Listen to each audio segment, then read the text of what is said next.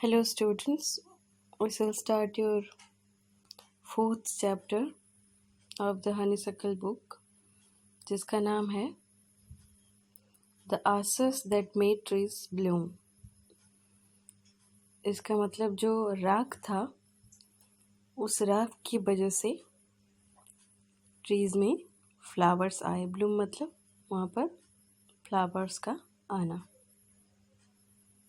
So, what is the story about? The story is about an honest and hardworking old couple and their pet dog. So, this story is about an honest, hardworking मतलब जो बहुत ही ज़्यादा honest था, hardworking old couple and their pet dog. The neighbors are troublesome. Troublesome मतलब creating problems for the couple. जो couple थे उनके लिए problems create कर रहे थे उनके जो पड़ोसी थे. And the dog dies its sad death. So उनकी वजह से उनके जो pet dog था उस couple का उनको उसकी मौत हो जाती है. The spirit of the dog gives solace and support to his master in unexpected ways. So क्या होता है कि डॉग का जो स्पिरिट होता है वो सोलास मतलब कंसोलेशन सांत्वना देता है और सपोर्ट करता है अपने मास्टर को. अनएक्सपेक्टेड मतलब अनयूजुअल वेज में, जो कि बहुत ही नया होता है, जो कपल ने कभी विश्वास भी नहीं किया होगा. In the good old days of the daimyos, there lived an old couple whose only pet was a little dog. Daimyos मतलब in 19th century Japan, wealthy landowners, जो wealthy landowners थे उनके पास बहुत सारे पैसे थे, उनको daimyos बोला जाता था. वहाँ पर एक ओल्ड कपल थे और उनका एक पेट डॉग था. Having no children, they loved it as though it were a baby. So उनका खुद का बच्चा नहीं था. They were have no children, so they were loving the pet dog as their own baby. The old dame made it a cushion of blue crab, and at mealtime Muko, for that was its name, would sit on it as snug as any cat. So dame मतलब जो उसकी wife थी उसको यहाँ पर dam बोला गया है. So what she had done, she had made a cushion और ब्लू क्रैब. cushion मतलब उसके लिए उसने एक तकिया बनाया था.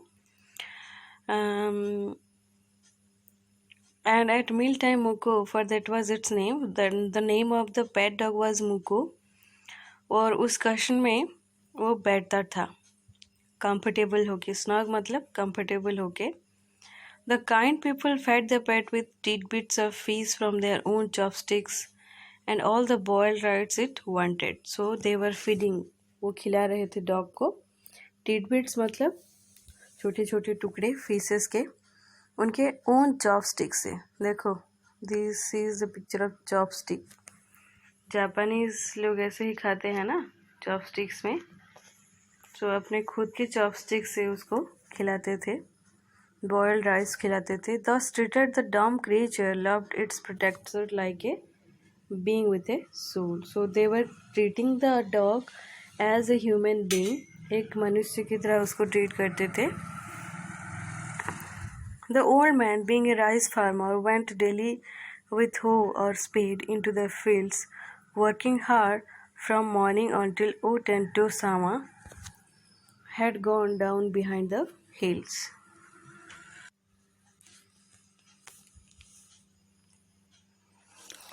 So the old man of the couple was a rice farmer.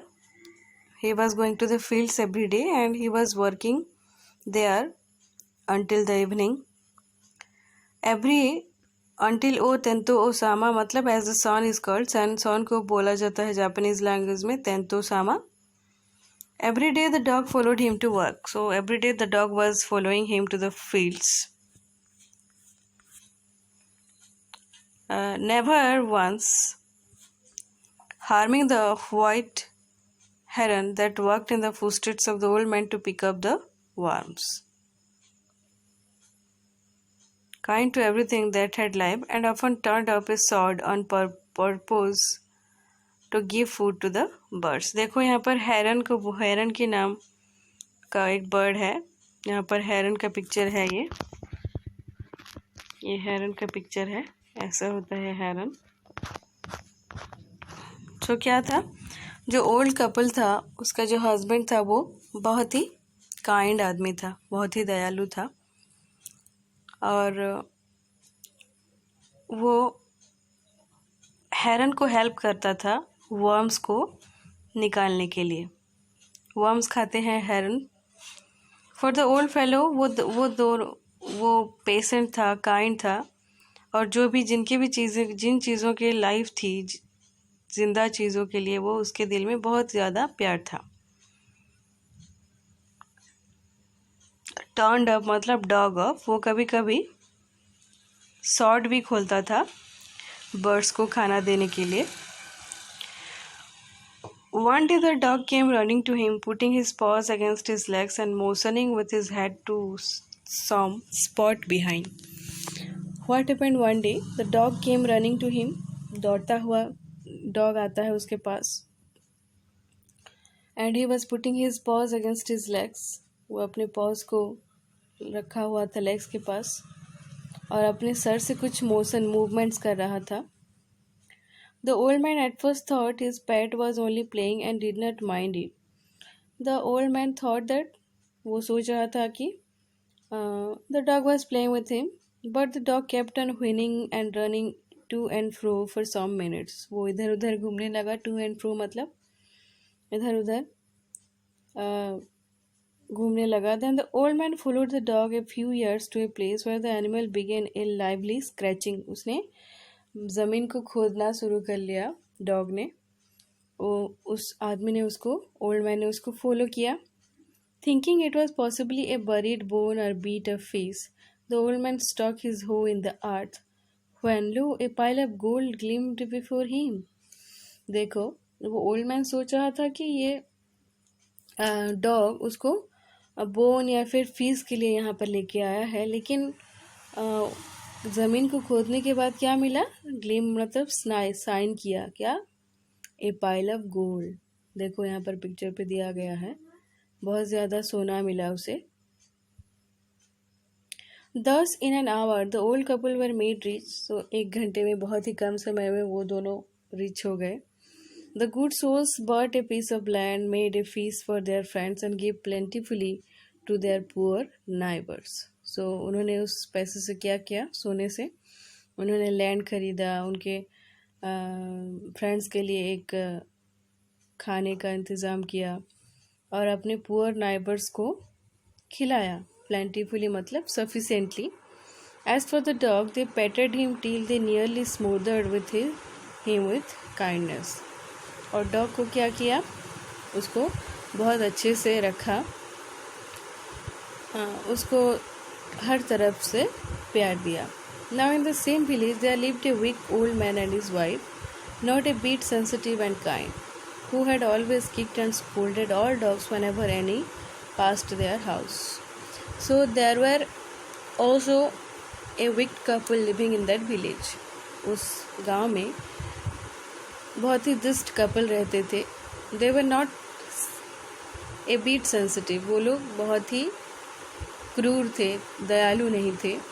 वो जब भी कोई डॉग देखते थे रास्ते पर, उनको किक करते थे, उसको लात मारते थे और उसको गाली देते थे। Hearing of their neighbours good love, they coaxed the dog into their garden and set before him bits of fish and other dainties, hoping he would find treasure for them. देखो, what did they do? They heard about their neighbors good luck. उन्होंने अब सुना कि उनके neighbours में बहुत उनको सोना मिला डॉग की वजह से। So what did they do? They coaxed, persuaded मतलब उसको उत्साहित किया, किसको? डॉग को, कि the dog would come into their garden and give him their treasure, और उनको सोना देगा कहकर उसको गार्डन में लेके आया, उसके सामने फीस रखा और बहुत सारे टेस्टी फूड रखा।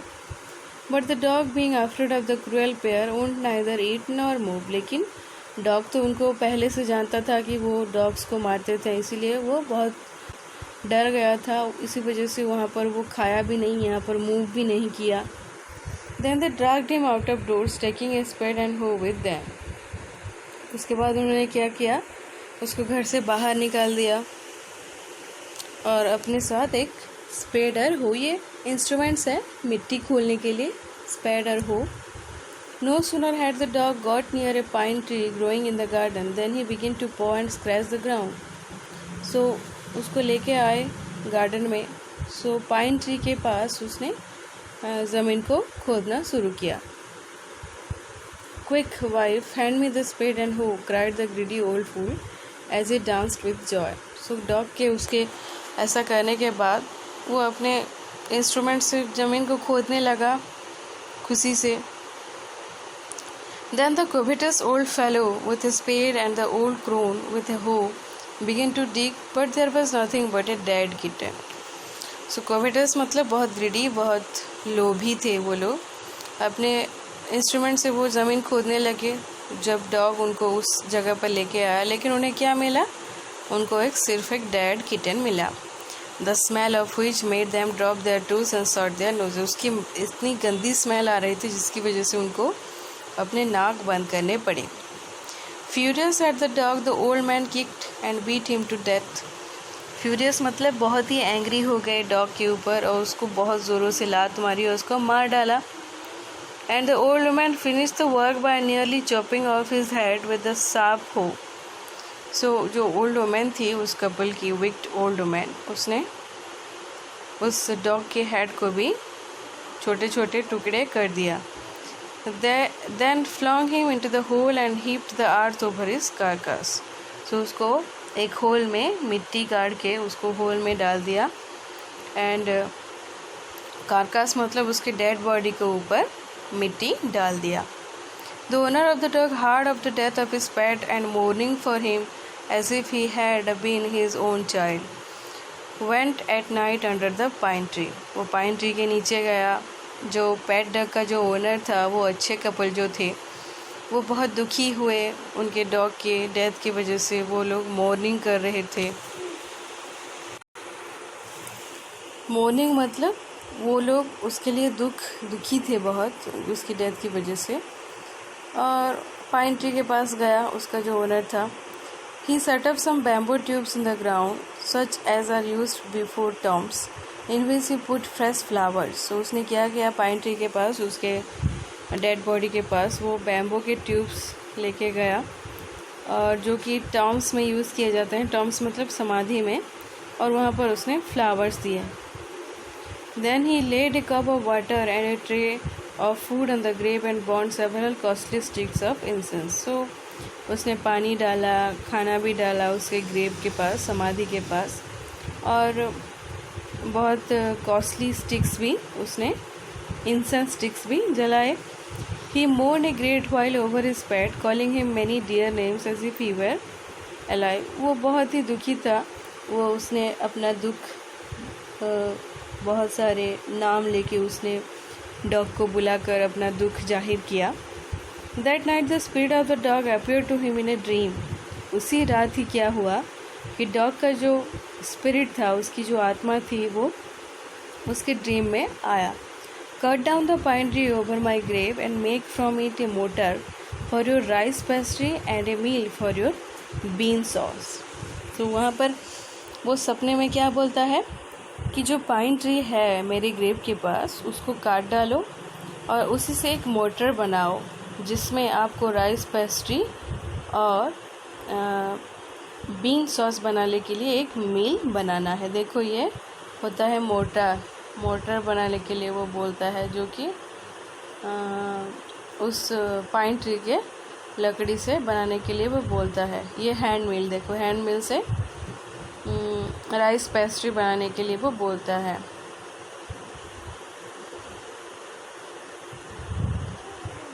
ओके, बीन सॉस बनाने के लिए। So the old man chopped down the tree and cut out the middle of the trunk, a section about 2 feet long. So वो उसने काटा ट्रंक को पाइन ट्री के With great labor, partly by fire, partly by chisel, he scraped out a hollow place as big as a small bowl. So बहुत मुश्किल से बहुत काम करने के बाद चीज़ल, देखो यहाँ पर चीज़ल का पिक्चर है, इसी इंस्ट्रूमेंट से उसने उसी पाइन ट्री से वो मोटर और हैंडमिल बनाता है।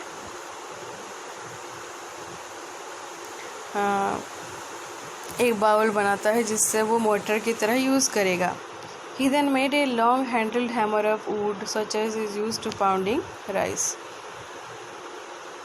वो एक हैमर भी बनाता है हथौड़ा टाइप का, जिससे कि राइस को पाउडर बनाया जा सके।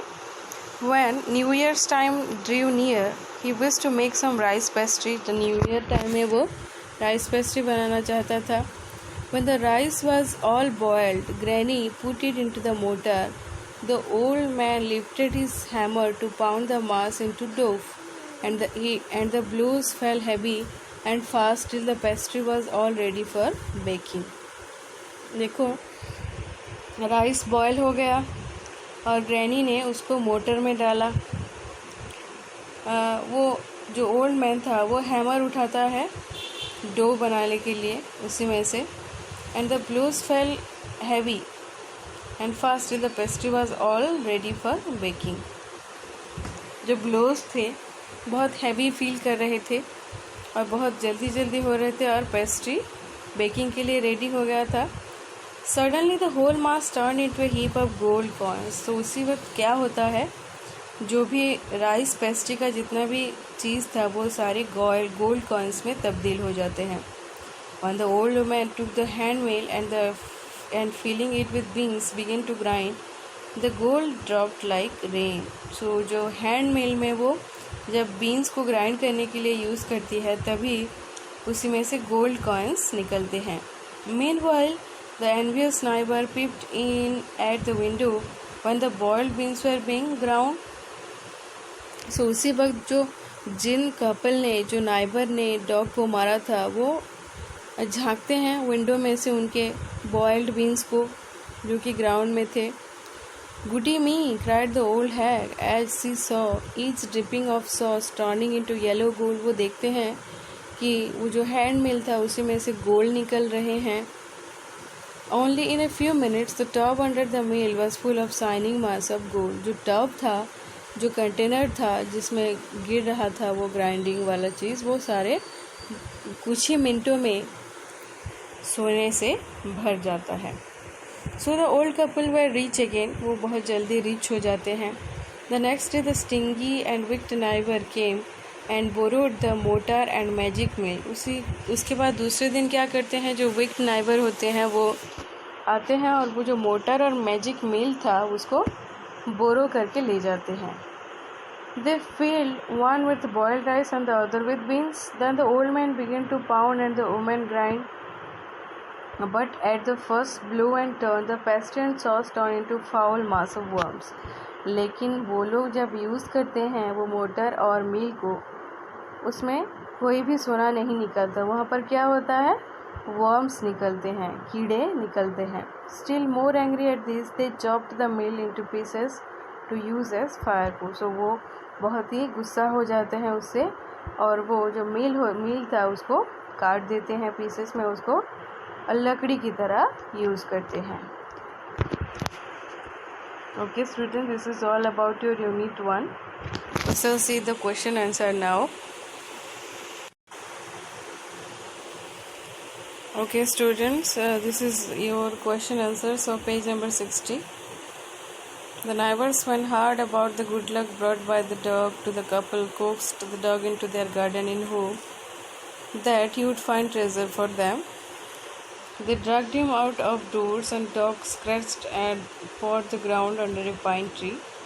When on digging the ground they saw that there was nothing but a dead kitten, they became furious at the dog. They beat him to death and then flung him into the hole. These are the answers 1, 2, 3 of question number 2. Page number 63 का जो question है हम बाद में देखेंगे unit 2 के बाद. Okay students, this is all about your unit 1 of the chapter The Ashes That Made Trees Bloom. Thank you for watching the video.